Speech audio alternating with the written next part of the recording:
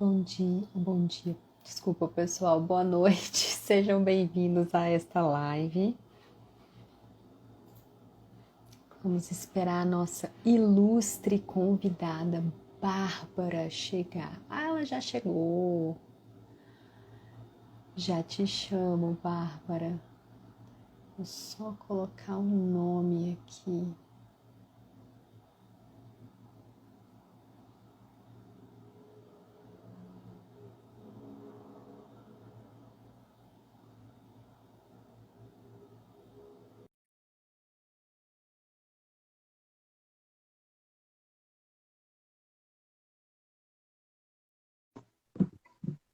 Nada de Olá.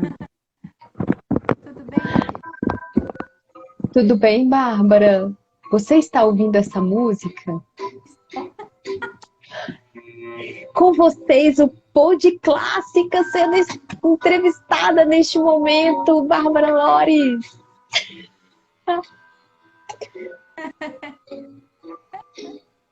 Muito bom.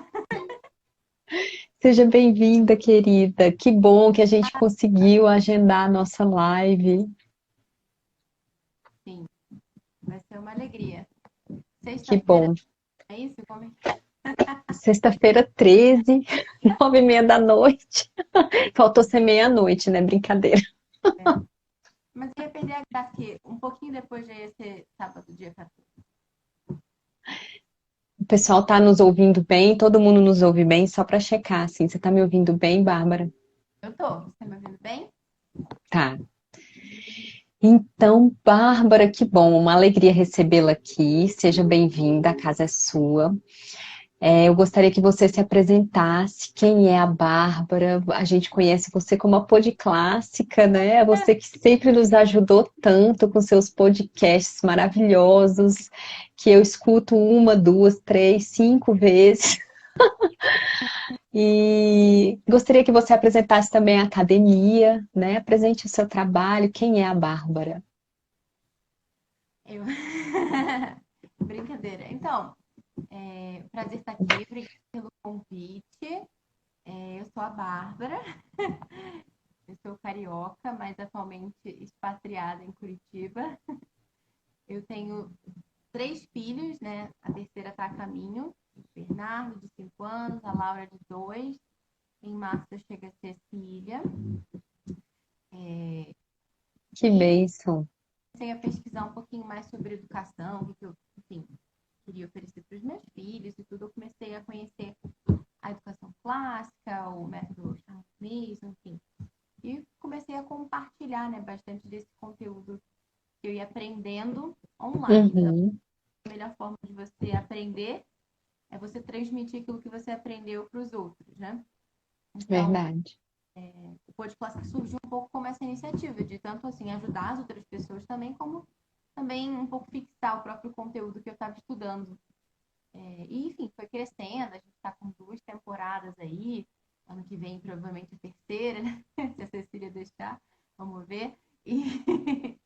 E com esse trabalho também surgiu a Academia do Tisdons, que é uma espécie de escola virtual, digamos assim, né, que a gente tem aulas online de inglês, de latim, e tem crescido bastante agora, tem matemática, coral, e eu espero que eu não esteja esquecendo, vai ter caligrafia também logo. Ah, e tem o clube Que de leitura, legal! Caligrafia. e o clube de leitura que começou agora, a gente já tinha tido uma vez antes, uma edição de férias, mas agora realmente abriu uma turma, que é para crianças, essa turma especificamente crianças de 8 a 10, mas também vão ter outros grupos para mais velhos e tal, que eles se reúnem semanalmente para discutir uma leitura, né, que eles vão fazer. Nossa, que legal, Bárbara. Como que eu não tô sabendo disso, Tá? gente? A gente tem que divulgar melhor as coisas. Quem quiser saber mais, é só acessar lá educaçãoclássica.com, que tem tudo lá. Que ótimo, muito bom saber. Minha filha não tem 8 anos ainda, mas quando ela fizer, ela entra no clube de leitura. Então, os cristãos devem ler a literatura pagã, é o tema da nossa live. Eu acho que é um tema que é recorrente a dúvida de pais, de nós como cristãos mesmo, que muitas vezes não conhecemos, né? Também nem o que que significa literatura pagã, que muitas vezes a gente confunde contos de fadas com literatura pagã, coloca tudo na mesma sacola e pensa que é tudo igual. E então, Bárbara, eu acho que seria interessante a gente primeiro definir o que que seria a literatura pagã, né? O que que são essas, o porquê, né? A gente está falando sobre essa literatura pagã, por que que a gente se atenta a isso e a importância, né, dos mitos em si, né? Então, vamos definir primeiro, aí a gente parte para o nosso assunto mesmo. Sim, acho ótimo, porque é engraçado, né? Hoje em dia, a maioria das pessoas, às vezes, elas debatem, ou às vezes entram até em discussões, assim, ferrenhas, sendo que, na verdade, ninguém entendeu sobre o que a outra pessoa estava falando. Então, acho que começar definindo os termos é um passo bem importante, né? Então, a literatura Uhum. pagã, eu não vou definir literatura, porque a gente ficaria aqui às 50, Sim, talvez. Mas, enfim, pagã, partindo do pressuposto que a gente já sabe o que é literatura, literatura sim, pagã, ela é uma literatura, né, que na sua origem, enfim, a raiz dela ali é de um povo, uma civilização, uma cultura, né, que era de não batizados. Então, isso é importante a gente cuidar, porque às vezes quando a gente fala, isso é coisa pagã, isso é paganismo, a gente pensa em bruxa, pensa em Wicca, pensa em satanismo, sim, sei lá, pensa em outras coisas. Então, a gente tem que entender que literatura pagã não é literatura herética, não é literatura demoníaca, não é literatura forte, sim. é literatura pagã, né? E aqui a gente vai falar, né, principalmente dessa literatura clássica, nesse sentido da antiguidade, enfim, que a gente tem lá Homero, né, na parte da literatura, assim, né, e sei lá, Uhum. na filosofia a gente vai ter Aristóteles, e eles eram pagãos, né? E a gente tem muita coisa para aprender com eles, né? As perguntas que você recebeu lá no box, e tinha uma pessoa que tinha comentado, né, que ela achava que a partir de repente, essa leitura do primeiro mandamento, né, de amar a Deus sobre todas as coisas e tudo, Uhum. entendia que talvez não fosse assim, bom, né? Ela tinha dúvidas, né? Pô, será que é bom ler literatura pagã, mas a gente não tem que amar a Deus sobre todas as coisas e tal, Sim, né? Tava um pouco confusa ali nesse sentido. Mas não tem nada a ver uma coisa com a outra, né? Então a gente ama a Deus quando a gente reconhece a verdade, né? Venha de onde vier, pelo que eu estava te falando também antes, um pouquinho da gente sim. começar. Exatamente. Então, a gente vai falar basicamente dos mitos, né, Bárbara? Sim, Muito mais da mitologia, assim, né? E assim, é interessante a gente saber também por que que a gente escolheu esse tema, né? Por que que a gente deveria ler esse tipo de literatura, né? Nós temos, por exemplo, a Carta de São Basílio, que eu acho que muita gente conhece, né? Ele escreveu, e o nome da carta é justamente esse, né? Carta aos Jovens sobre a Utilidade da Literatura Pagã. Né? Então, por que que a gente deveria ler, né? Esses mitos todos para entender todo esse universo? é bom que já comece falando da utilidade, né? E não da inutilidade ou de como ele deixa. Exatamente, Então, exatamente. é bem legal assim a forma como São Basílio ele expõe as coisas, porque assim, ele, claro, ele fala aos jovens, mas ele fala sempre com um tom muito cuidadoso, né? No sentido, Uhum. não é pra gente pegar também e falar, agora eu vou ler os pagãos aí, porque não tem nada pra fazer no A domingão. torta e a direita, de qualquer jeito. Porque muitas dessas histórias, elas vão apresentar também algumas coisas de moralidade mesmo, né? Então, se você for, né, ver a própria mitologia grega, tem lá aquele, sei lá, os deuses, tipo o Baco, né, que organizava aquelas festas e tal, As orgias, enfim, né? enfim. Então vai ter cenas que são completamente inadequadas, que não é para você ficar ali assim, vou ficar aqui me deleitando com essa leitura, né?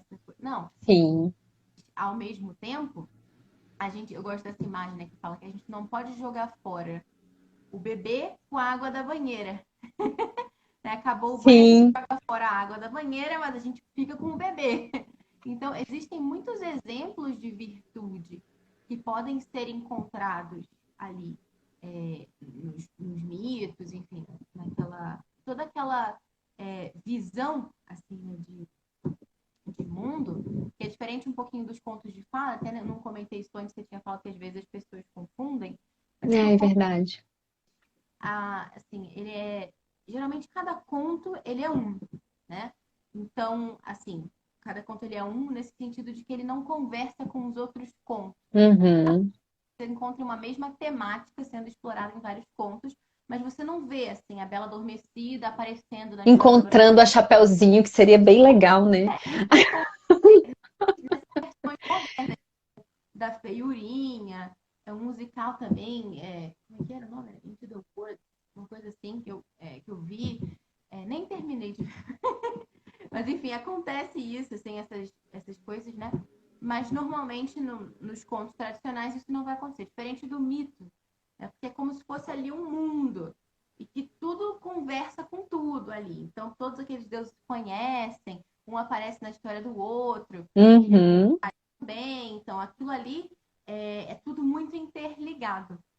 Então isso é interessante também a gente notar uma das diferenças básicas, assim, básicas entre Sim. fadas e mitologia. Agora, outra coisa que eu ia falar, que eu estava falando de São Basílio, então ele dizia que a gente tinha que ter esse cuidado, né? De saber aproveitar o que tinha de bom ali, né?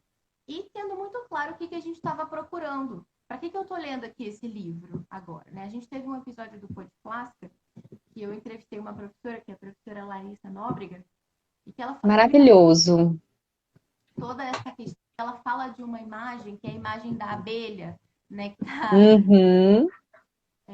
lá nessa mensagem, nessa carta de São Basílio aos jovens. E até você colocou uma abelhinha lá nos stories, eu adorei a abelhinha. Porque o que a abelhinha faz? A abelha, ela não sai assim indiscriminadamente, voando por aí, ela pousa na pedra, ela pousa em qualquer lugar. Não, ela vai certinho ali onde ela precisa coletar o néctar, processa, né, digere aquilo ali, e ela vai e regurgita aquela mistureba que ela fez ali, né?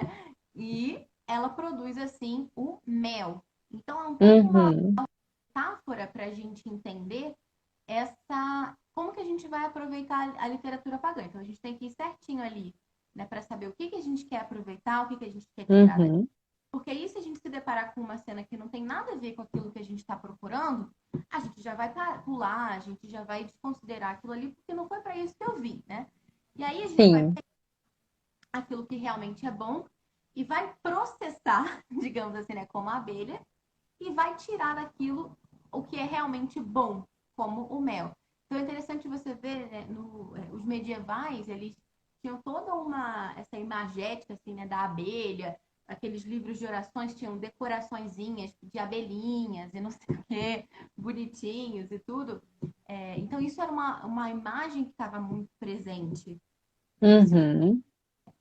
né? Nossa, os principais defensores aí da literatura pagã foram os monges, né? Quantos monges realmente, nossa, a gente não teria acesso, né? Muitos desses escritos dos pagãos, Sim. se não fossem os monges copistas ali, né, na raça, né? E Sim. escrevendo aquilo à mão, você imagina, você erra um negócio, olha só. Hoje em dia é tão fácil, né? A gente digitando. Sim, o acesso que a gente tem é extraordinário, né? E assim, ainda bem que eles preservaram isso, né? Eu tô até com a carta aberta aqui, Bárbara, e ele fala justamente assim: devemos estudar os autores profanos que louvam a virtude e condenam o vício, né? Inclusive aquela parte que você fala da abelha, ele diz: devemos imitar as abelhas que não voam indiscriminadamente sobre todos os tipos de flores. Escolhem somente as mais aptas para lhes fornecer aquilo que é útil ao seu trabalho, abandonando o resto inútil, que foi justamente o que você disse, explicou, né? Faremos o mesmo se formos sábios, após escolher nesses livros tudo aquilo que é precioso para o conhecimento da verdade, abandonaremos o resto.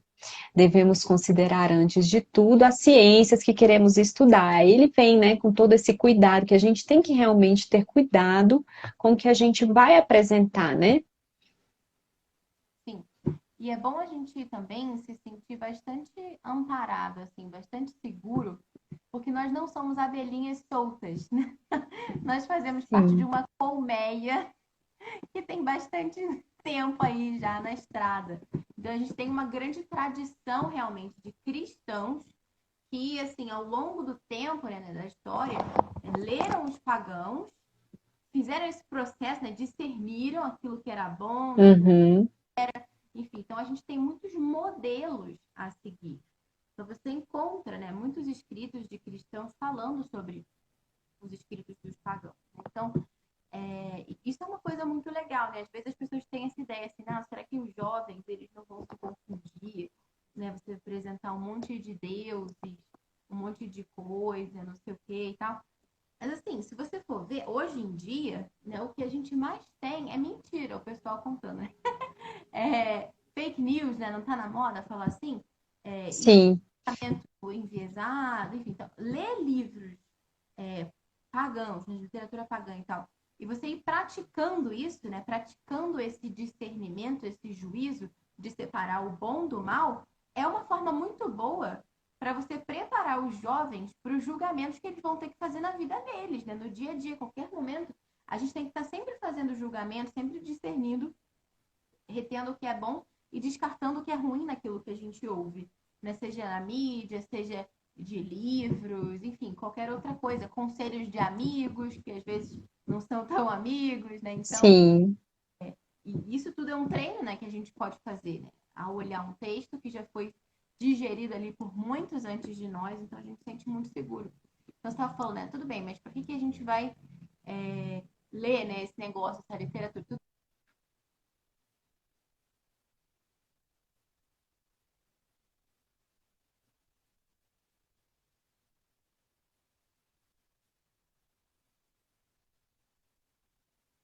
Internet, eu acho que Bárbara foi voltou. Voltou.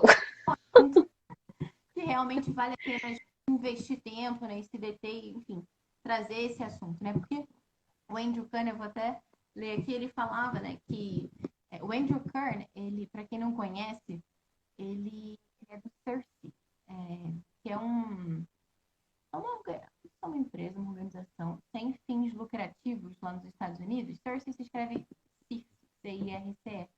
E eles escrevem muito sobre educação clássica, eles têm vários cursos, eles falam muito sobre literatura pagã nesse sentido, né? Falam sobre Homero e tal. O Andrew Kern fala que ele lê Homero todo dia, inclusive. Enfim, Nossa. impressionante. É, e aí ele fala uma vez, né? Uma vez fizeram esse questionamento para ele, ah, por que, né? Será, né, que os cristãos deveriam mesmo ler os autores pagãos e tal?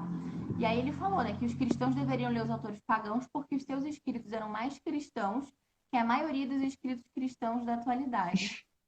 Aí ele fala assim: a Bíblia nos diz para ler autores pagãos, autores bíblicos leram autores pagãos, os padres da igreja leram autores pagãos.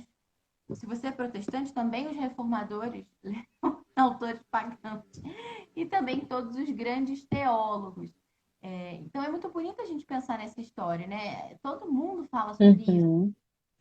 É, enfim, lá São Basílio, e os primeiros cristãos que já se debruçavam mesmo sobre essa questão, até, sei lá, Bento XVI, C.S. Lewis agora também, enfim, né, no século XX, Bento XVI agora mais recentemente, ele fez várias homilias também, muito bonitas, e uma delas, ele estava falando sobre São Justino, mártir, e São Justino ele Sim. defendia justamente essa ideia, né, das sementes do Logos, né, que o cristianismo, assim, né, a gente pode ter essa compreensão de que o cristianismo ele é a única verdade completa, né? Toda a verdade, ela pode ser encontrada no cristianismo. Mas existem pedacinhos, digamos assim, né, sementes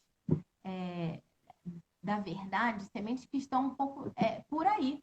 Porque, como imagens de Deus, todos nós né, podemos chegar a algum conhecimento de Deus. É impressionante você ver como os pagãos, né, como Aristóteles, por exemplo, já intuíam muitas coisas sobre Deus sem terem acesso à revelação, né? Porque através Uhum. da própria razão, através da natureza, seja, né, o mundo, né, que a gente pode contemplar, ou olhando até mesmo para a própria natureza humana, a gente consegue chegar, né, a muitas conclusões sobre Deus, sobre a existência de Deus, né? Tem aquelas vias lá de São Tomás que ele segue todo aquele pensamento aristotélico também, enfim.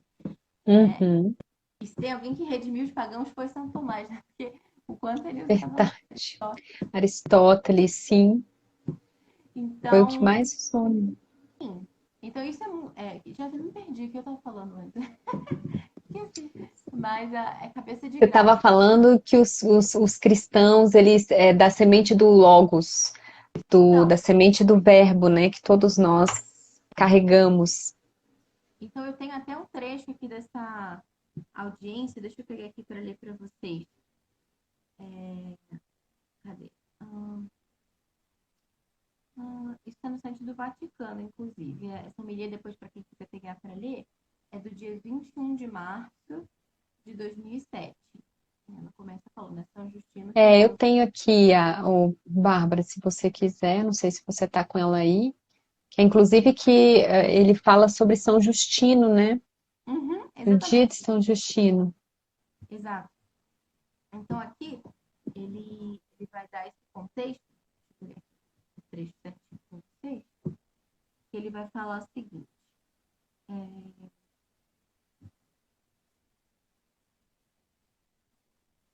Bom, ele vai falar um pouquinho sobre a biografia de São Justino, tudo. Ele vai falar sobre as obras dele, né, na apologia, o diálogo com Deus. Uhum, E aí ele começa a falar assim: nela, Justino pretende ilustrar, antes de tudo, o projeto divino da criação e da salvação que se realiza em Jesus Cristo. O Logos, isto é, o Verbo eterno, a razão eterna, a razão criadora. Cada homem, como criatura racional, é partícipe do Logos, leva em si uma semente e pode colher os indícios da verdade. Assim, o mesmo Logos, que se revelou como figura profética aos judeus na lei antiga, manifestou-se parcialmente como que em sementes de verdade também na filosofia grega. Mas, uhum. dado que o cristianismo é a manifestação histórica e pessoal do Logos na sua totalidade, origina-se que, abre aspas, tudo que foi expresso de positivo por quem quer que seja, pertence a nós cristãos. Fecha aspas. Deste modo, Justino, mesmo contestando a filosofia grega e suas contradições, orienta decididamente para o Logos toda a verdade filosófica, motivando do ponto de vista racional a singular pretensão de verdade e de universalidade da religião cristã. Se o Antigo Testamento tende para Cristo como a figura orienta para a realidade significada, a filosofia grega tem também por objetivo Cristo e o Evangelho, como a parte tende a unir-se ao todo. Então, isso é interessante a gente pensar até nessa Uhum. do Natal, né? Quando vai chegando o Natal, sempre aparece alguém com essa historinha, né? De que não, porque no povo tal, de não sei quantos mil anos antes de Cristo, Parará, 1900 e Guaraná com rolha, apareceu uma virgem que deu à luz. Ou não, apareceu um outro cara que era filho de Deus e não sei o quê. Então aí, tá vendo? O seu cristianismo é uma reprise. O pessoal fica É, memes, né? Como se a gente tivesse ali simplesmente só, sei lá, repetindo, né?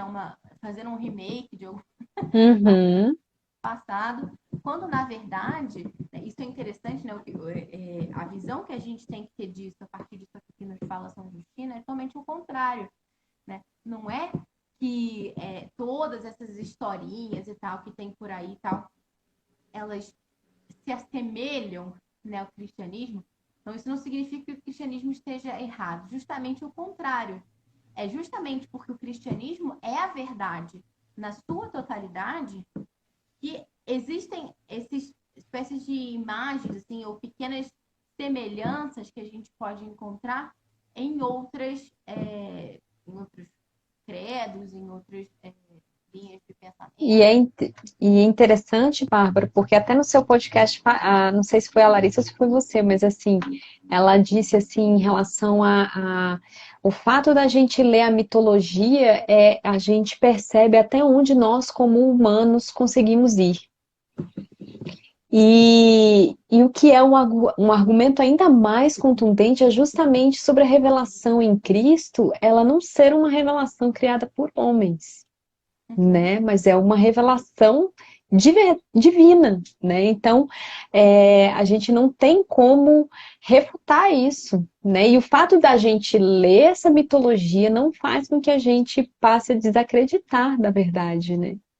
Isso, acho que o que ela fala, mais ou menos, a ideia é que, você vê, né, os grandes pensadores da antiguidade, isso aqui foi o máximo que eles conseguiram chegar. Que realmente foi muita coisa, né, se a gente for olhar. Uhum, Você se depara, né, em como isso é inferior comparado com a revelação cristã, você vê que realmente, né, só podia ter sido revelado mesmo, porque a gente nunca conseguiria chegar àquilo ali por um esforço humano. Então isso é bem bonito. Então isso ajuda a confirmar ainda, né, a nossa opinião. uhum, Então, tem até uma outra ideia também, né, de São Justino, quando ele vai defender aqueles. Acho que foi São Justino, posso estar enganada, mas enfim, depois eu confirmo. Está defendendo justamente, né, essa ideia de que o cristianismo, enfim, existem todas essas outras um pouco esses repetecos assim, né, em outras civilizações e tal que você encontra por aí. E ele fala até que isso, na verdade, poderia ser uma tentativa maligna, né, dos espíritos malignos, dos demônios, para nos confundir, né, porque o demônio ele sabe de tudo. uhum. Então, Eu acho que foi São Justino mesmo, nessa mesma audiência, ele fala isso, não fala, não? eu Eu acho que li eu não algo assim. sei, mas a gente comenta isso no podcast. Ah, é Então, verdade. claro que não é que seja verdade de fé, isso a gente tem que acreditar que o demônio distorceu a história e tal. Mas realmente é bem plausível, né? Que, Uhum, enfim, para confundir um pouco naquela história do telefone sem fio. uhum. Mas seria isso. Então vale muito a pena, assim, realmente ler essa homilia para entender um pouquinho melhor. E, Bárbara, a gente quando lê esse tipo de literatura, assim, né, uma das grandes dúvidas que muita gente, às vezes até, assim, passando um pouco para a questão dos contos de fadas, muita gente me pergunta assim, mas será que eu posso ler esse tipo de literatura para os meus filhos que fala de bruxa, enfim. Então a gente vai ler, por exemplo, um mito grego para uma criança relativamente assim, eu acho que eu aconselharia assim por volta de 9, 10 anos, 12, não sei, Bárbara. Enfim, depois você me fala isso, que é realmente eu não cheguei a passar por essa fase ainda não, não falei nada de mitos assim. Inclusive chegou até um livro do Nathaniel Hawthorne, que é Era no meu aqui. até do clubinho literário, e esse mês é o livro dele, né? E mês passado foi o Minotauro, né? Mas assim, o que é interessante a gente saber é que assim, às vezes as pessoas sentem realmente inseguras de ler isso. Mas será que o fato de eu apresentar esse tipo de leitura para os meus filhos, ele não vai passar a questionar o cristianismo, não vai passar a questionar a nossa fé, né? Por que que a minha mãe está lendo o Hobbit, por exemplo, que tem magos e isso e aquilo, ou então mesmo, voltando agora à literatura pagã, né? Um mito que vai demonstrar deuses, que vai me mostrar pessoas, deuses que praticavam intrigas um com o outro, enfim, que demonstram vícios, né? Que a gente, na verdade, combate. Será que esse mito não estaria enganando os meus filhos? Isso é uma ótima pergunta. Ótima pergunta. A questão da enganação, da mentira. Então, assim, né? Tem uma definição, assim, que é bem importante que a gente precisa fazer, que é assim, né? O mito, ele é um gênero. Então, ele não é necessariamente verdadeiro ou falso. Às vezes as pessoas elas confundem isso, né? De mito com mentira. Hoje em dia a palavra Sim, é muito batida, né? Mito já é até o presidente da República, né? é. Mitou, você mitou. Nossa, você mandou ver o que você falou. Tudo já, né? Se antes já era difícil, você. Porque antes a pessoa entendia que mito era mentira. Agora, além de entender que mito é mentira, tem várias outras possíveis. Não é só o mito grego ou nórdico. Então, assim, o que era um mito, né? Era a forma dos gregos explicarem a criação do mundo, a origem do sofrimento, todas essas grandes questões da humanidade, né? Que graças a Deus a gente tem a revelação, a gente não precisa ficar sentando na pedra, né? Para pensar, puxa vida, o que será que a gente sofre? Né? A gente já sabe. Então, não adianta, um ganho de tempo é incrível. Mas, né, os gregos não tinham a revelação, então eles realmente tinham que se dar o trabalho de sentar na pedra e pensar. É brincadeira. Mas Sim. de fato, assim, não eram assim tentativas de enganar as pessoas, né? Porque a mentira, ela tem esse princípio muito característico que é a malícia, que é o objetivo de enganar a outra pessoa, né? Seja contando uma coisa que a gente sabe que não é verdade, né? Distorcendo e tal, ou omitindo Uhum. uma parte importante, né, da coisa, que também vai levar a um engano nesse sentido. Então, essa é a primeira coisa. A gente não tem que achar, né, que o mito é uma mentira, que a gente está enganando, tudo isso. Mas, claro, né, a gente precisa ter isso claro, de que as crianças, elas precisam, né, de ajuda para compreender o mundo. Não só as crianças, mas também os adolescentes e, né, os jovens também, enfim. A gente tem que estar ali para eles, né? Se a gente ficar com medo de apresentar uma coisa, porque o nosso filho, o nosso aluno, sei lá, pode começar a contestar ou ficar na dúvida, não sei o quê, então a gente não vai falar nada, praticamente, né? Porque, e ao Põe contrário, numa bolha, né? Acaba ficando numa bolha que na hora que for pro mundo não vai saber e é justamente o contrário. debater nada, né?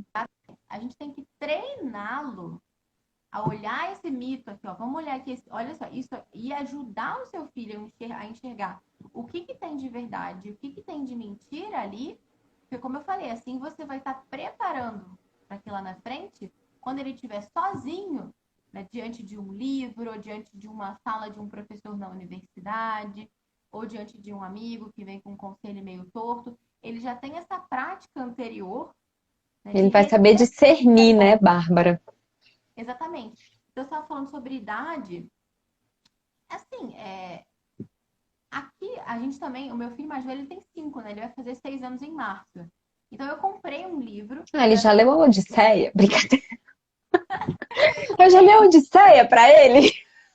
para essa faixa etária eu achei bem legal, assim, claro que é bastante texto, então a gente nem leu todo ainda, mas algumas histórias a gente já leu, ele achou interessante, mas mais para frente acho que com 7, 8 ele já vai aproveitar um pouquinho mais, que esse aqui eu até peguei para mostrar. Eu não sei se vocês já viram. Ai, é maravilhoso. Uhum. Crianças. Então, esse é o que Ah, ele e tem. ele tem vários, né? Não é só de mitologia grega, ele tem de várias coisas, né? Essa série, assim. É da Usborne, não é? É da Fama Books, mas é dessa autora, é a mesma autora, a Heather Alexander. Tem o Mundo também, uma introdução para criança. Isso. Eu também vou comprar o da orquestra, mas esse eu ainda não comprei. Mas é uma coleção bem interessante. Então, aqui, nesse livro, ele vai apresentando. Então, assim, deixa eu falar um pouquinho. Porque, para a idade do meu filho, esse foi o que eu achei mais. É o que eu comprei, é o que a gente tem aqui, mas a gente nem lê muito, sabe? Porque realmente, assim, para a faixa etária dele, eu já Sim, acho mais valioso que a gente trabalhe mais os contos de fadas e as fábulas e construa realmente uma base anterior, né? Então, sim. é legal que ele dá tipo uma ficha, assim, né? De cada, tipo, Zeus, Hera, não sei o quê, aí vai contando um Ai, pouquinho. que legal, Bárbara, gostei. E aí depois ele vai ter uma sessão com as histórias. Aqui ele ainda está falando dos deuses, tá? Outros menos importantes, tem os quadrinhos menores, né? Uhum. E aí explica, tipo, como, o mundo subterrâneo, né? O Hades, como é que funcionam as coisas lá e tal, não sei o quê. Nossa, que legal. Muito Tanto bom. ali aquele barquinho famoso. Aproveitar a Black Friday que tá chegando aí, né? Pois é. Então, enfim, aí depois ele vai mostrando aqui, mais pra frente aqui, tem essas curiosidades e tal. E tem as histórias, tipo, Odisseu escapa do Ciclope. Aí ele resume aqui o mito numa linguagem adequada assim para criança e tal. E aí aqui já é o ganancioso Rei Midas, por exemplo. Aí já vai começar outra história. Páginas, Muito bom. elas são ilustradas, enfim. Então aqui ele tem, deixa eu ver aqui que eu tenho uns títulos. Aí ele tem também uma árvore genealógica, super legal. Explica como Olha, funciona o Olimpo. muito bom. Então isso É é bem. interessante que tem a história do Ciclope, porque dia desses, assim, meu filho ele tem 4 anos, mas gosta de super-herói, né? Claro, né? A gente é meio Star Wars, enfim, Tolkien, super-heróis, a gente vivencia muito isso aqui em casa, né? E ele fala assim, dia desses ele tava vendo, ele, ai mamãe, esse X-Men que tem O óculos. o óculos, qual é o nome dele? Aí é o Ciclope. Ele, quem é esse, mamãe? Me conta a história dele.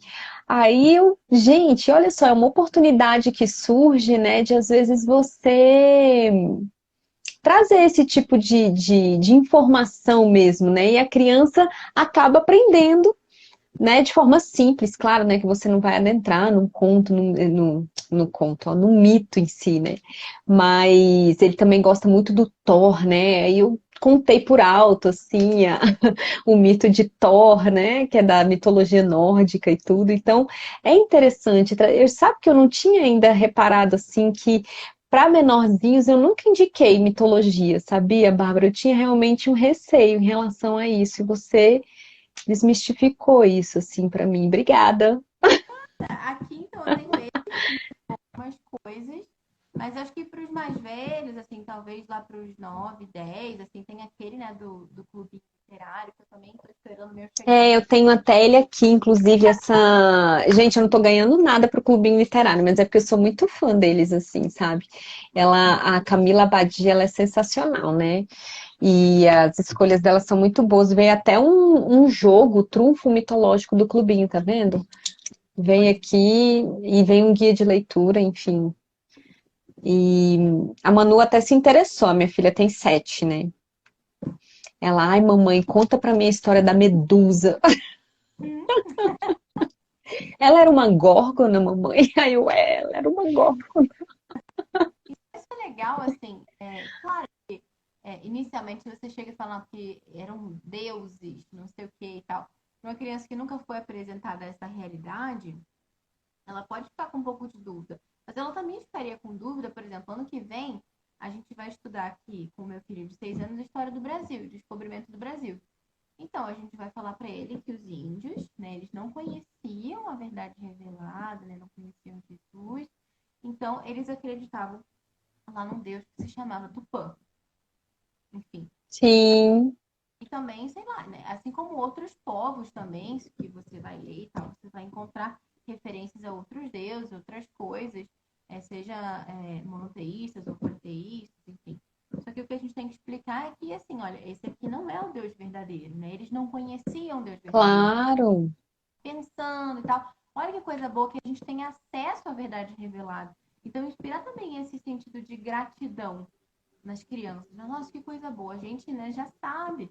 Então, isso é uma coisa legal. E também, uma coisa que eu costumo fazer para dar uma diferenciada, tanto com conto de fadas, quanto com relação aos mitos, tudo, é sempre que você for falar da verdade, né, ou seja, de Jesus e tal, você realmente trabalhar aquilo como algo real, né? Porque muitas vezes as pessoas simplesmente sentam e leem a Bíblia ou uma versão ilustrada, alguma coisa, como quem lê um conto de fadas. Então, realmente é difícil da criança diferenciar uma coisa da outra. Sim, Mas, se eu estou falando de Jesus Cristo, por exemplo, eu posso pegar um atlas bíblico, ou eu posso pegar um globo terrestre e mostrar onde concretamente no mundo Jesus nasceu e onde que o seu filho mora. Né? Então, você realmente ir fazendo com que... Você não vai pegar e mostrar onde a Branca de Neve nasceu, entendeu? Você pode até estudar o autor, né? Enfim, as pessoas que coletaram a história da branquitude. Sim, que Você pode compilaram, né? gregos, onde eles viviam, enfim, como que era a vida deles e tal. Mas são aquelas pessoas, porque aqueles deuses, não existe um lugar para você apontar que é o Olimpo, entendeu? Então, você pode até Sim. encontrar templos e tudo, mas você não tem ali um lugar em que Deus se fez carne, né? Como a gente tem. Uhum. Isso é muito importante, seja com relação à mitologia, seja com relação a conto de fábula, qualquer coisa. É muito importante que a gente diferencie quando a gente vai contar as histórias que são realmente verdadeiras, ajudando as crianças a encontrarem ali elementos Uhum. geográficos, históricos, que façam com que realmente a criança entenda que aquilo ali é uma outra coisa. Né? Não está tudo no mesmo. Sim. E a gente tem que ir ajudando eles a entenderem, né? Não adianta a gente ficar falando, não vou falar disso aqui pro meu filho, porque ele pode se confundir. Ao contrário, né? Se você não falar, aí que ele não vai estar preparado para esse processo de discernimento, né? Como a gente estava falando. Uhum. E também tem uma outra coisa que eu até anotei aqui de Santo Tomás, que ele fala assim, né? Toda verdade dita por quem quer que seja, vem do Espírito Santo. Então, se a gente fica com esse medinho e a gente fica se encolhendo e fala, não, eu não vou ler literatura pagã porque eu tenho medo do meu filho se confundir, ou de não sei o quê, sei lá, ou de meu filho virar casaca. É como se fosse assim, né? A gente começou a ler sobre os deuses, a criança vai começar a acreditar que existe o Olimpo, vai oferecer Sim. oferenda para Afrodite, não. Não, mas enfim, mas enfim, ainda supondo que. Mas isso não seria motivo suficiente, né? Por quê? Como falou aqui São Tomás, né? A verdade, dita por quem quer que seja, vem do Espírito Santo. Então, se eu encontro um pagão que está dizendo uma verdade, né? Seja, por exemplo, apresentando ali um modelo de virtude, né? Toda aquela coisa dos heróis, que ele tá, ou na filosofia, né? Mesmo, né? Falando sobre sei lá, a ética nicômaco, né? De Sim. Aristóteles, até mesmo, Aristóteles coisa é boa. fantástico. Se a gente pegar isso e falar, não, porque ele é um pagão, então eu não vou ler, então a gente vai estar rejeitando aquela verdade só porque quem falou foi um pagão. Mas, na verdade, quem é o autor da verdade? É Deus, né?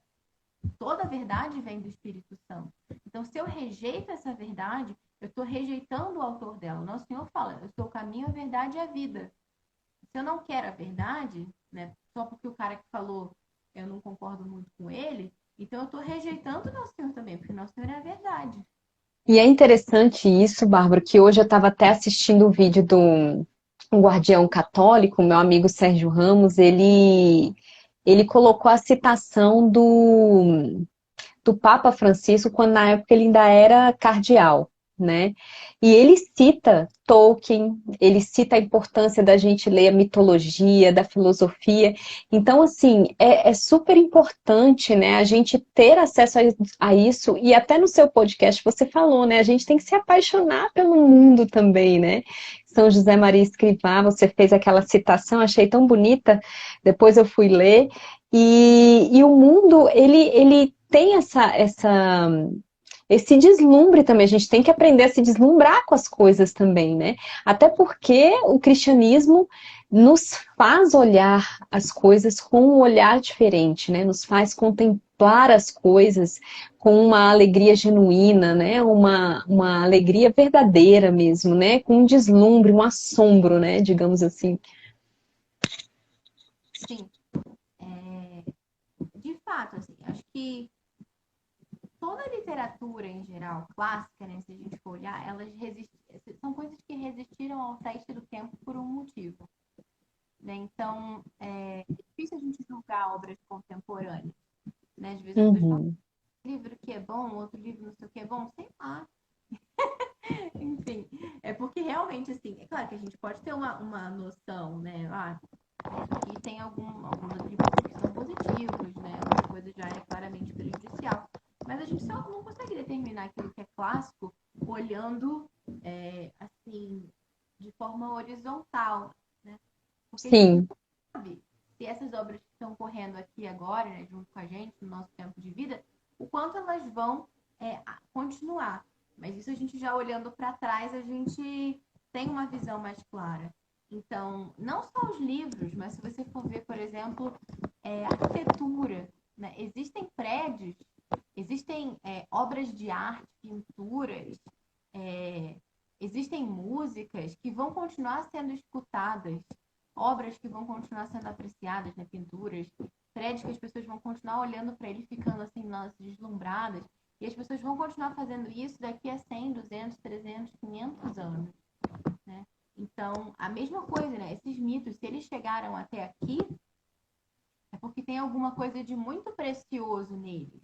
Uhum.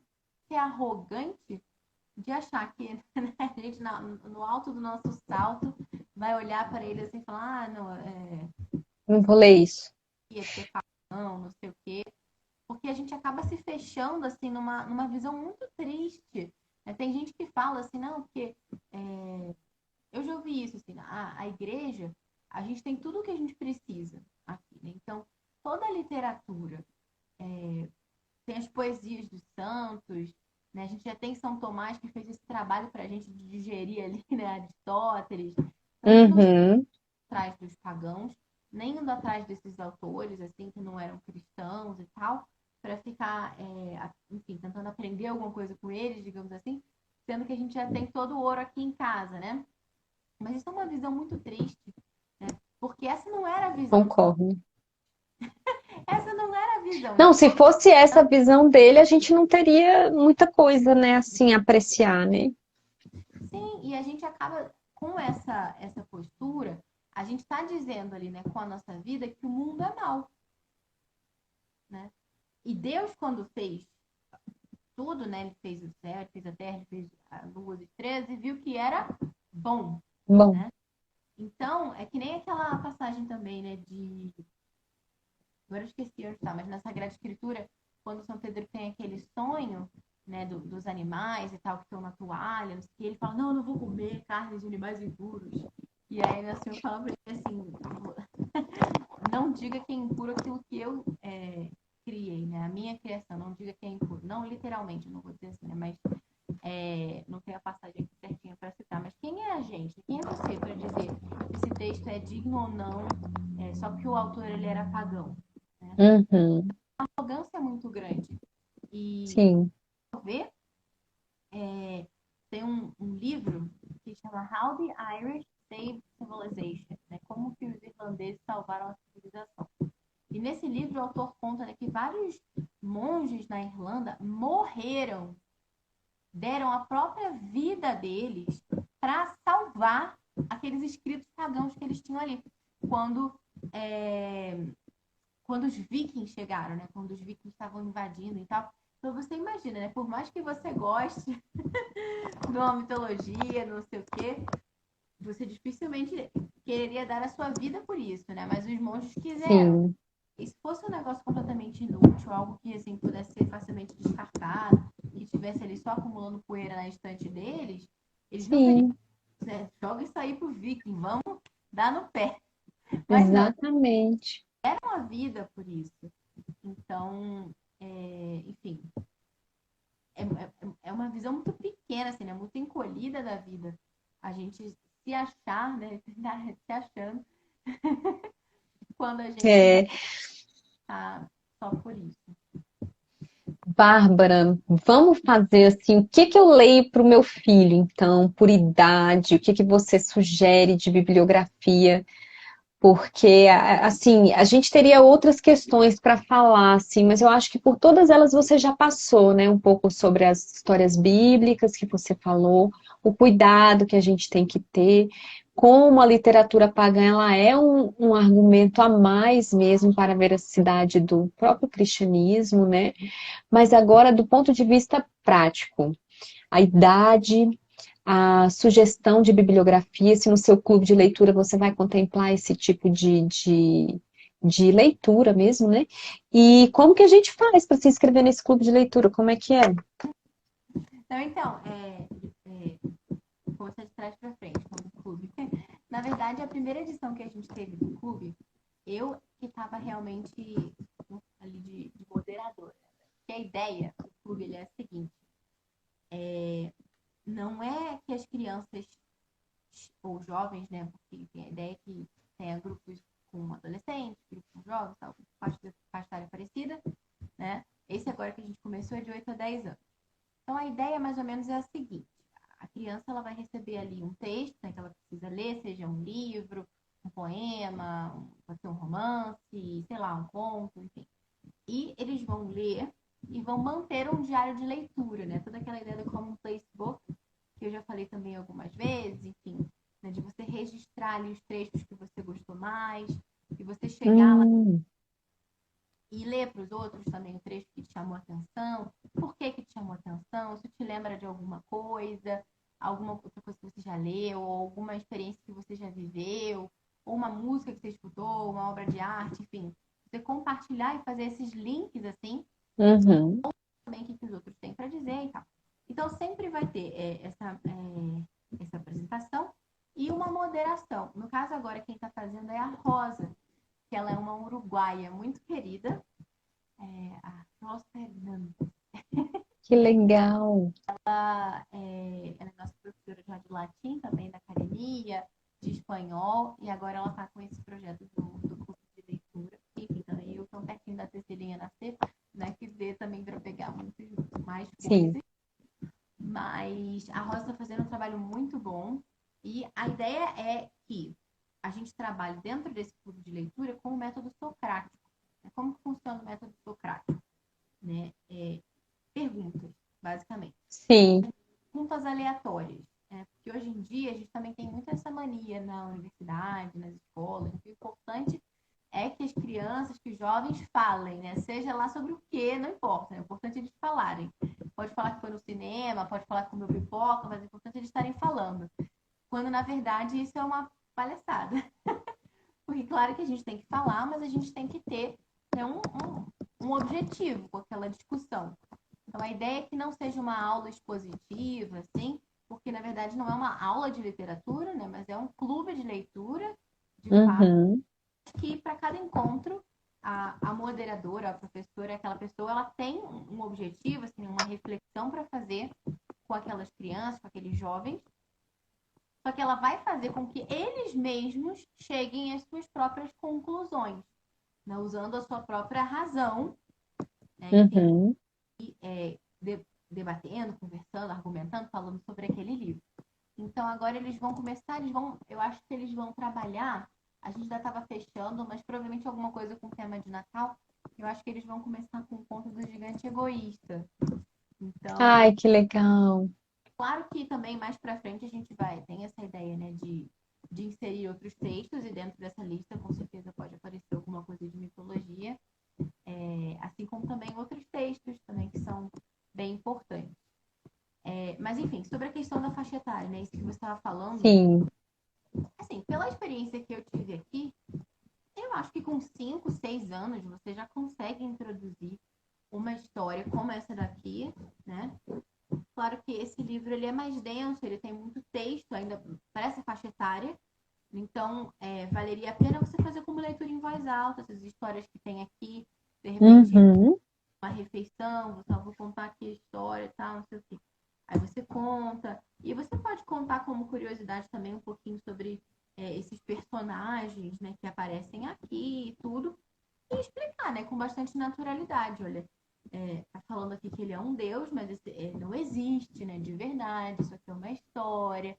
Esse povo que morava aqui, mostra lá a Grécia no Globo, né? Eles não sabiam da existência de Deus, foi há muito tempo, né, da existência do Deus revelado.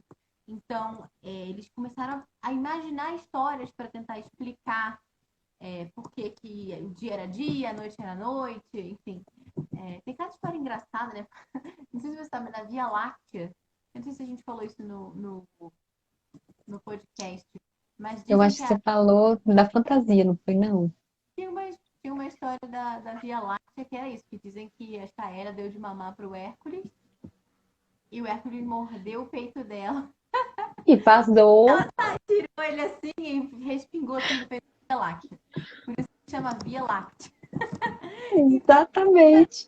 assim, mas que era uma tentativa que eles tinham ali de tentar chegar, né, E ao... explicar, né, as coisas, né?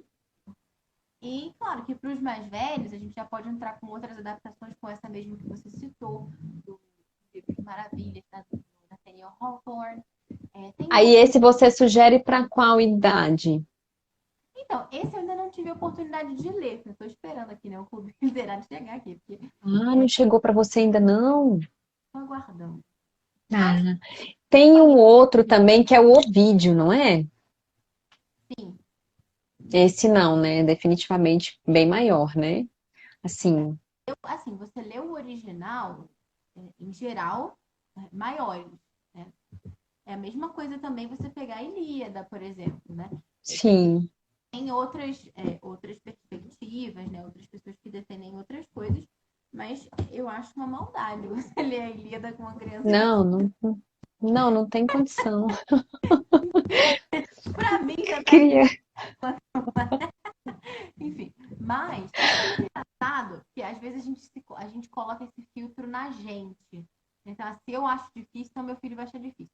Mas não é bem assim. Sabe que uma vez eu vi que fizeram um estudo que, assim, né?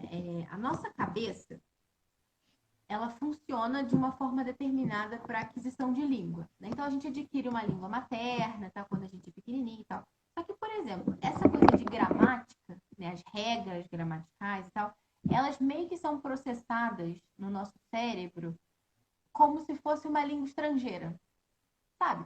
Porque a gente tem que estar... Não a gramática natural, né? Essa que a gente adquire de forma intuitiva. Uhum, As regrinhas que, sei lá, tipo, eu não falo, sei lá, coisa de crase, por exemplo, quando você vai escrever, ou na fala, se você fala havia ou viela, sabe? Essas coisas assim. Ou então outras coisas que, de repente, no seu contexto era comum falar os meninos, ao invés de os meninos, né? E são coisas que, às vezes, você aprende um pouquinho mais velho e você tem que um pouco se policiar. Porque naturalmente você falaria assim daquele jeito que todo mundo falava, né, na sua casa, mas você precisa um pouco ativar esse modo assim, né, polícia para corrigir sim. É uma linguagem mais formal, assim, né? da mesma forma que funciona a língua estrangeira. Né? Quando a gente não adquire cedo, a gente está sempre ali um pouco se policiando e tal. Então, eu li já uma vez que dizia isso, que as crianças têm que começar a ler Shakespeare antes dos 10 anos. Porque se elas leem antes dos 10 anos, elas têm uma familiaridade muito maior com aquele texto, né, de uma forma que aquilo soa muito mais natural para elas, né? Sim, Vocabulário, essas coisas, do que quando você apresenta depois. Um pouco a mesma lógica de você aprender uma língua estrangeira cedo ou tarde. Então, eu não acho que você precisa esperar tanto assim para apresentar os originais. sim. Uma criança de 10 anos já teria condições, né? Mesmo de 9 assim, de ler ali a Ilíada no original. Mas é importante, até para um adulto, né, quando você for estudar e tal, você ter também uma ajuda. Porque você pegar, por exemplo, a Ilíada, Sim, a gente supervisionar, né, o estar junto do filho, né, nessa leitura, né, no sentido de acompanhar mesmo, né? ajuda no sentido de filtrar o que tem de ruim, o que tem de bom, mas mesmo de entender a história, porque Sim, de auxiliá-lo exatamente nisso, né? Porque até a gente às vezes, como é que é? é muito diferente de tudo que a gente está acostumado também, né? Porque a Ilíada, ela Sim, verso, enfim, então de repente vale a pena você investir, por exemplo, né, numa versão que seja em prosa, que seja boa, para você entender a história, basicamente, sabe? Assim, o contexto, o que está acontecendo ali, porque a gente consegue entender isso melhor na forma de narrativa em prosa, né, do que ali nos versos. E, e aí depois, quando você chega no verso, né, eu fiz esse exercício uma vez de ler um pouquinho numa prosa boa e um pouquinho no verso. Então, você consegue realmente entender muito melhor daquilo que o verso está falando. Ou então você assistir uma aula, por exemplo, em que alguém te explique qual é o contexto, o que está acontecendo. Uma aula muito boa que eu já assisti, que tem tanto da Ilíada quanto da Odisseia, são as aulas que estão no YouTube do professor José Munir Nassi, que a gente até mencionou também nesse episódio, Gente, acho que é 2 horas cada uma, ou 4 horas. Bárbara, a live vai cair, mas eu vou te chamar, tá? Pra gente finalizar essas suas indicações. Tá Tá bom. bom? Vou te chamar. Pessoal, volta, tá bom?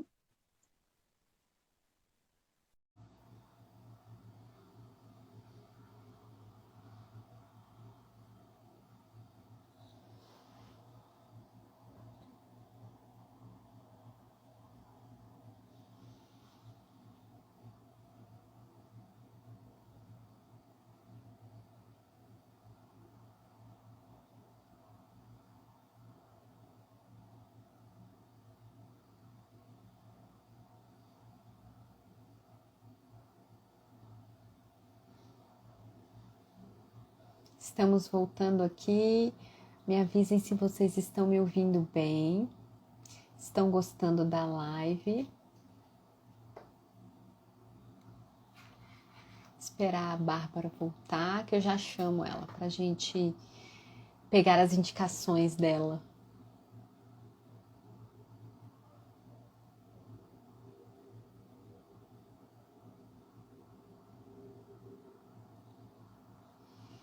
Que bom que vocês estão gostando, pessoal. Acho que é um tema tão importante para mim, por exemplo.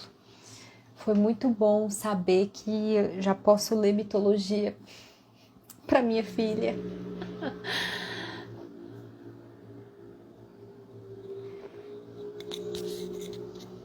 Ela chegou.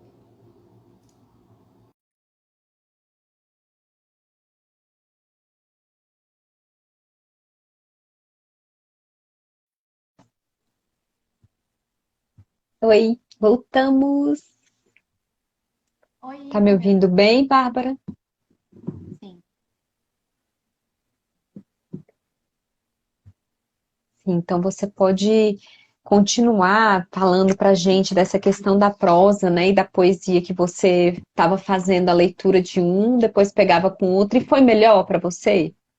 Então, me ajudou um pouco para, assim, ajudou da mesma forma que, por exemplo, ajudaria você ter um professor do seu lado, ou você escutar uma aula, Uhum. como a do professor José Munir Nasser no YouTube. Né? Porque acho que o grande problema quando a gente pega a Ilíada é que muitas vezes a gente não tem noção do contexto nenhum que está acontecendo. Quem são Sim. boas? O que, que significam aquelas palavras? Tem algumas palavras Uhum. que não são, embora, enfim, né, atreu, né? O que é atreu? Enfim. Então, Sim, a gente se perde mesmo.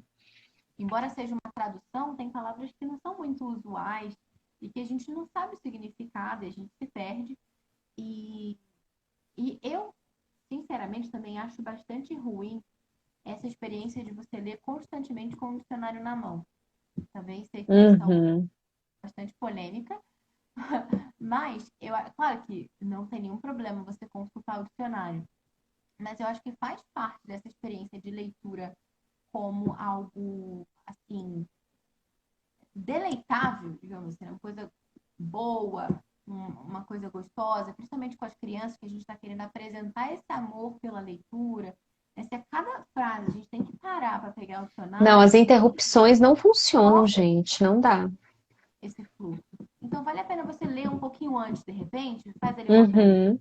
leitura prévia, ver quais são as palavras mais difíceis, que talvez tenham um pouquinho de dificuldade, e já separa, já conversa sobre o significado dessas palavras antes delas aparecerem, porque a coisa consegue fluir melhor. Ou então você Uhum. está assistindo, essas aulas são para os pais, tá? Se vocês fizerem Munir Nasser. Então você ouve ali aquela aula, se prepara, faz suas anotações, e aí você explica para o seu filho, né, um pouquinho antes daquela leitura naquele dia, né? Lê junto com ele, faz ali aquele momento de leitura em voz alta, né? Então isso ajuda. Então, eu acho que a prosa ajuda nesse sentido, né? De Uhum. a realmente encontrar o contexto ali histórico e explicar um pouquinho melhor quem são aquelas pessoas. Mas você pode fazer isso também com uma outra aula, né? Como essas do YouTube. Então, a minha tradução que eu gosto mais, né, da Ilíada, que foi a que me indicaram também, é a do Carlos Alberto Nunes, né? Uhum. Ela vale a pena, assim, a gente olhar, porque tem... Nossa, uma vez eu comprei um troço na Amazon, só pela misericórdia de Deus, tava R$ 1, sei lá, um e pouco. sabe essas promoções que o pessoal faz, assim, tá com promoção, não sei o quê. Sim, sim. Comprei, aí eu comecei a ler aquilo e eu fiquei tão assim, estarrecida, eu senti uma completa retardada, porque eu não conseguia entender absolutamente nada. Assim, tudo bem, Entendi. parecia português aqui, mas também, tudo bem, o texto ele é difícil, mas se a tradução não ajuda, o negócio fica Se torna impraticável. pior ainda, né? Essa E tradução aqui esse é da Ilíada que você tá falando, Bárbara, ele não vem junto com a Odisseia, não, né? eu acho que deve ter algum tipo de box também, mas acho que não no mesmo volume, não sei, porque é muito Porque grande. a Odisseia é bem mais legal, né, que a Ilíada. Pois é, né? E isso também é uma questão. A Larissa até ela falou que ela leu primeiro a Odisseia e depois ela já foi ler a Ilíada. Começar pela Ilíada é um pouco mais duro, né? Mas assim, cronologicamente é o que É, a aconteceu. primeira é a Ilíada, né? Mas também eu não sei, né? Dizem, fazendo um comparativo com as Crônicas de Nárnia, né? Cronologicamente o Sobrinho do Mago é anterior àquilo tudo. Mas Uhum. esses dias eu estava ouvindo tipo um podcast literário também, o pessoal comentando, e os especialistas lá dizendo que não seria bom começar pelo Sobrinho do Mago, mas sim pelo Leão, a Feiticeira e o Guarda-Roupa. Porque a sua primeira entrada em Nárnia deveria ser através do guarda-roupa, junto com a Lúcia. Né? Você tem Ah, sim. aquele deslumbramento diante de tudo aquilo ali. Porque se você já sabe tudo o que aconteceu, um pouco perde a graça. Então, você lê Uhum. o Mago depois, é um pouco como ler o Silmarillion primeiro, né? E depois você lê o Hobbit e o Senhor dos É, Anéis. perde o encanto. Você lê o Silmarillion primeiro, apesar de ser da Exatamente. primeira era, perde completamente, né? Então, talvez seja o caso aqui também, um pouco mutatis mutandis. Essa Exatamente. nome de ser da Ilíada. Tudo mais permanecendo o mesmo. Eu tenho, inclusive, uma indicação aqui, foi até da Camila. Eu não li ainda, mas ela indicou essas aventuras de Telêmaco, que era o filho de Ulisses, para adolescentes. Ela indicou. O filho de Ulisses. Eu não li ainda, eu confesso que não li, mas ele está aqui esperando para ser lido. E eu acho que é algo interessante também, às vezes, para a criança ser apresentado a isso, né? Antes da poesia, assim. Apesar de que deveria ler a Odisseia antes, porque senão não vai entender nem quem é Ulisses, né? Teve um É, filho. bem, enfim, também tem um livro, eu acho que chama O Livro de Ouro da Mitologia Grega. Não sei, eu não tenho, mas eu já vi também algumas indicações. Eu acho que é esse o título. Acho que até a Samia também já comentou uma vez no Instagram sobre esse Tem esse livro. livro de ouro da mitologia, eu só não sei de quem que é. Mas ele é famoso, assim. Tipo um best-seller, assim, né? É que também a gente tem que ir fazendo as coisas aos poucos, né? Você que tem filho pequeno, Sim, e a gente tem tantas coisas também da casa que a gente tem que dar conta, e enfim, educação. com Esse é certeza. o primeiro ano do ensino fundamental, que é o que a gente vai fazer no ano que vem, né? Então, Uhum. então, eu sei que no primeiro ano do ensino fundamental, o máximo que eu vou apresentar para ele é isso aqui, como leitura livre, né? Assim, não fazendo parte do currículo, assim, mas simplesmente para a gente ler nos momentos de leitura em voz alta, sem exigir que ele saiba esse conteúdo, assim, como uma parte do programa. Sim, sim. Diferente, por exemplo, de outras coisas que eu vou exigir, né? No caso aqui, a história do Brasil, né? Como eu te falei, que vai começar ano que vem e tal. Então, acho que isso é importante, né? Da gente ter muito essa noção, porque a gente, muitas vezes, acaba se atropelando, colocando os pés pelas mãos, É. gastando muito dinheiro, porque é muita indicação que acontece a todo momento. Uma pessoa fala uma coisa daqui, outra pessoa fala outra coisa dali. E às vezes o seu filho está numa idade que ele não precisa de nada daquilo. E você deveria estar pensando no que ele está precisando naquela idade. Né? Às vezes Sim, precisando mais sair de casa. exatamente. E você tá ali, a doida da Amazon, né? Só fazendo lista de desejos. Não, Não e dá pra morando em apartamento vai colocar onde? Não tem nem onde guardar. ficar. E a gente compra por impulso também, né? É, A gente vê, assim, o Instagram é um pouco isso, né? A gente vê aquela foto, assim, aquela pessoa fala, nossa, eu queria ser assim, né? Eu queria, né? A gente adota um pouco esses modelos, né? Eu queria que minha casa Uhum, fique, não sei o quê. E a gente começa a comprar as coisas que as pessoas usam, os livros que as pessoas leem, como uma forma, né, de se aproximar desse ideal, né? Um pouco o desejo uhum. que o pessoal comenta. Então, a gente tem que tomar muito cuidado com isso também. É verdade, Bárbara. E cadê? A Clara fez uma pergunta aqui, Bárbara. Vocês já leram alguma adaptação da Odisseia com os meninos de vocês, os mais velhos? Eu ainda não. Não, nem eu. Eu tenho um adolescente de 13, inclusive foi por isso que a gente comprou esse Aventuras de Telêmaco, né, para ele ler assim, que diz que é uma coisa mais assim para meninos, né? Às vezes a literatura assim, a gente acaba pendendo mais assim a literatura para as meninas, né? E às vezes falta um pouco de ação, né, para os meninos. Então fui atrás assim de uma bibliografia que fosse mais voltada assim para o universo, né? Eu lembro até de um dia que eu li a Cinderela do Charles Perrault, né? E aí tanto o Matheus quanto o Igor eles saíram assim no meio do conto, não, não, muito chato. Aí quando eu li dos Irmãos Green eles acharam o máximo, né? Porque Ai, ai. Pois é. Tem que cuidar de todos os públicos. é. Então, Bárbara, muito obrigada pela sua participação. Foi muito bom a live aqui sobre literatura pagã e se os cristãos devem ler, né? Eu acho que a resposta para essa pergunta é sim, com a devida cautela, né? Sempre buscando realmente a gente tirar proveito, né? Da leitura em si, buscando realmente conhecer as virtudes, né? E E eu queria agradecer muito a sua presença aqui. Demorou um pouco para a gente conseguir ajeitar o nosso horário, mas deu certo, né, Bárbara? Sim, muito obrigada pela sua participação. Seja sempre bem-vinda toda vez que você quiser estar aqui presente e tudo. Pode contar com a minha, pode contar comigo. E eu quero saber mais desse clube de leitura aí, viu? Obrigada, obrigada pelo convite, obrigada a todo mundo que acompanhou aqui. Aproveito para convidar vocês também para seguirem lá a página da academia. Vou escrever aqui academia. Estou digitando aqui. Academia do Tisnomos. Tem o link também no perfil do Pod Clássica. O seu canal no YouTube agora é o da academia, né? Do Pod Clássica, que era do Pod Clássica. Isso. Ah, então tá jóia. Então, pessoal, para quem não conhece a Bárbara, vocês acessem o Instagram dela, que é o Pod Clássica, e também a Academia Dulce, Dulces ou é Dulces? Dulces Domus. É doce lá. Ai, que gracinha!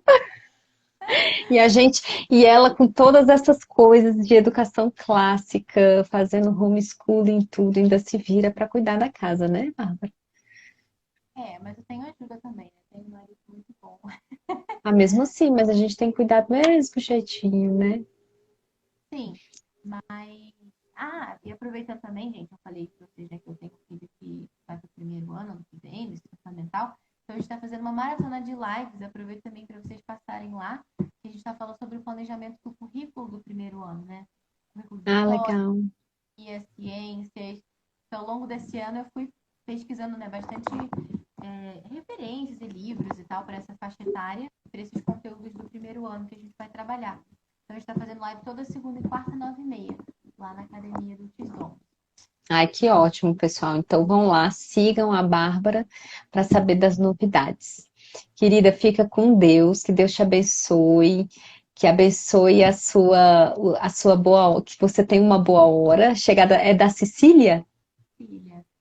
Ai, que lindo nome. Então, muito obrigada, Bárbara. Fica com Deus e até a próxima, viu? Obrigada, pessoal, pela participação. Fiquem com Deus. A live vai ficar gravada no meu Instagram, tá bom? Um abraço. Tchau.